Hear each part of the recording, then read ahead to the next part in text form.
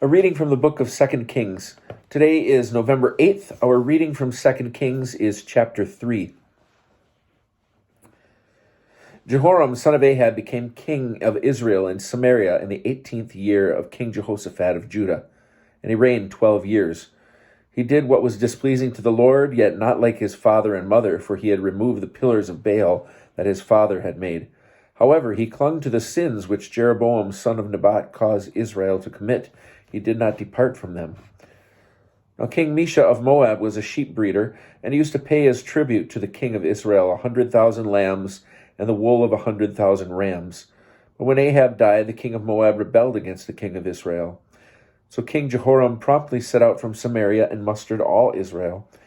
At the same time, he sent this message to King Jehoshaphat of Judah. The king of Moab has rebelled against me. Will you come with me to make war on Moab? He replied, I will go. I will do what you do. My troops shall be your troops. My horses shall be your horses. And he asked, which route shall we take? Jehoram replied, the road through the wilderness of Edom.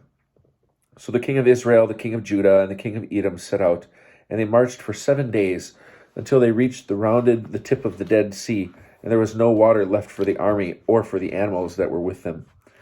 Alas, cried the king of Israel, the Lord has brought these 3 kings together only to deliver them into the hands of Moab. But Jehoshaphat said, isn't there a prophet of the Lord here through whom we may inquire of the Lord? One of the courtiers of the king of Israel spoke up and said, Elisha, son of Shaphat, who poured water out of the hands of Elijah, is here. The word of the Lord is with him, said Jehoshaphat. So the king of Israel and Jehoshaphat and the king of Edom went down to him.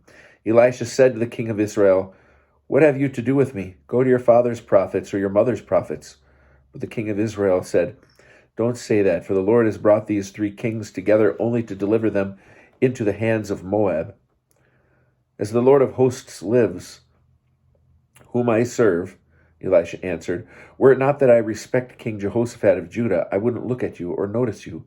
Now then, get me a musician. As the musician played, the hand of the Lord came upon him, and he said, thus said the Lord, this wadi shall be full of pools. For thus said the Lord, you shall see no wind, you shall see no rain, and yet the wadi shall be filled with water, and you and your cattle and your pack animals shall drink. And this is but a slight thing in the sight of the Lord, for he will also deliver Moab into your hands. You shall conquer every fortified town and every splendid city. You shall fell every good tree and stop up all wells of water, and every fertile field you shall ruin with stones. And in the morning, when it was time to present the meal offering, water suddenly came from the direction of Edom, and the land was covered by the water. Meanwhile, all the Moabites had heard that the kings were advancing to make war on them. Every man old enough to bear arms rallied, and they stationed themselves at the border. Next morning, when they rose, the sun was shining over the water, and from the distance the water appeared to the Moabites as red as blood. That's blood, they said. The kings must have fought amongst themselves and killed each other. Now to the spoil, Moab. They entered the Israelite camp, and the Israelites arose and attacked the Moabites, who fled before them. They advanced, constantly attacking the Moabites, and they destroyed the towns. Every man threw a stone into each fertile field so that it was covered over, and they stopped up every spring and fell every fruit tree. Only the walls of Kir Hareseth were left, and then the slingers surrounded it and attacked it. Seeing that the battle was going against them, the king of Moab led an attempt of 700 swordsmen to break away through the king of Edom, but they failed.